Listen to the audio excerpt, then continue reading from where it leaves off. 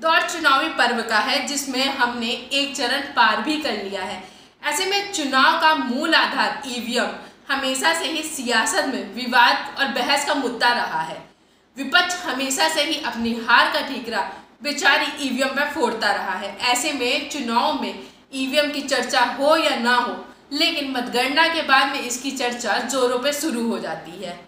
लेकिन क्या आपने कभी सोचा है कि करोड़ों मतदाताओं की मत शक्ति के तौर पर प्रयोग होने वाली ईवीएम का इतिहास क्या रहा होगा? क्यों इसकी जरूरत पड़ी होगी और कैसे मतपत्र से बेहतर है ईवीएम? ऐसे में ना जाने कितने सवाल हैं जो ईवीएम को लेकर लोगों के मन में उठते होंगे। यदि आपके मन में भी इस तरह के कई सारे सवाल उठ रहे हैं या आप इन सवालों के जवाब जानना चाहते हैं, तो यह सीरीज आपके लिए बेहद खास होने वाली है, क्योंकि इस सीरीज में हम बात करने जा रहे हैं ईवीएम निर्माण से लेकर अब तक के सफर के बारे में। नमस्कार, किस्सा ईवीएम के पहले एपिसोड में आपका स्वागत है। मैं हूँ ऋचा गुप्ता। इस सीरीज के पहले एपिसोड में हम जानेंगे क्या होती है ईवीएम मशीन और इसका आविष्कार, इतिहास। क्या होती है ईवीएम मशीन? ईवीएम का अर्थ यदि हम सरल भाषा में समझे तो इसका मतलब होता है इलेक्ट्रॉनिक वोटिंग मशीन, जो शायद आपको पहले से पता रहा होगा। इसके साथ ही मशीन एक साधारण बैटरी से चलाई जाती है जो मतदान के दौरान पड़ने वाले मतों को दर्ज करती है, साथ ही गणना भी करती है। ईवीएम के दो भाग होते हैं। पहला भाग होता है बैलेट यूनिट, जो मतदाताओं द्वारा संचालित होता है, और दूसरा भाग होता है कंट्रोल यूनिट, जो पोलिंग अधिकारी द्वारा संचालित किया जाता है। ईवीएम के दोनों हिस्से एक दूसरे से एक 5 मीटर लंबे तार के माध्यम से जुड़े रहते हैं। वहीं ईवीएम में 64 प्रत्याशियों के नाम दर्ज किए जा सकते हैं। साथ ही बात करें अगर मतदान की क्षमता की, तो एक ईवीएम 3840 मतदान दर्ज करता है। भारत इलेक्ट्रॉनिक लिमिटेड बेंगलोर और electronic corporation of India Hyderabad, दो पब्लिक सेक्टर ऐसी कंपनियां हैं जो चुनाव आयोग के लिए ईवीएम बनाती हैं।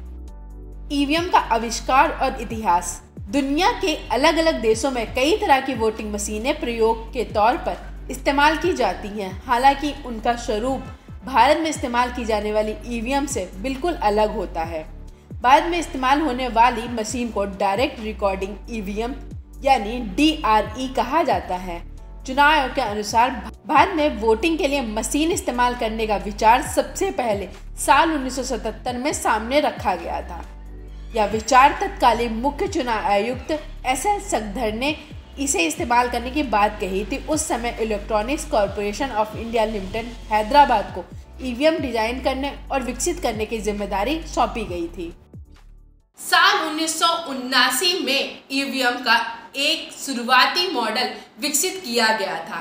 साल 1980 में 6 अगस्त को भारतीय ईवीएम का आविष्कार MB हनीफ द्वारा किया गया था, जिसमें उन्होंने इलेक्ट्रॉनिक संरचना मतगणना मशीन के नाम से 15 अक्टूबर 1980 को पंजीकृत करवाया था।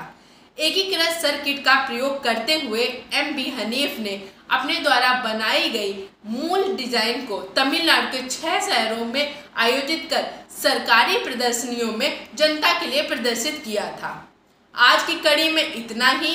कल की कड़ी में आप सुने देश को क्यों पड़ी ईवीएम की जरूरत। बाकी आप बड़ी खबरों के लिए और ऐसी जानकारी के लिए आप बने रहें हमारे चैनल जर्नलिस्ट कैफे के साथ। तब तक के लिए धन्यवाद।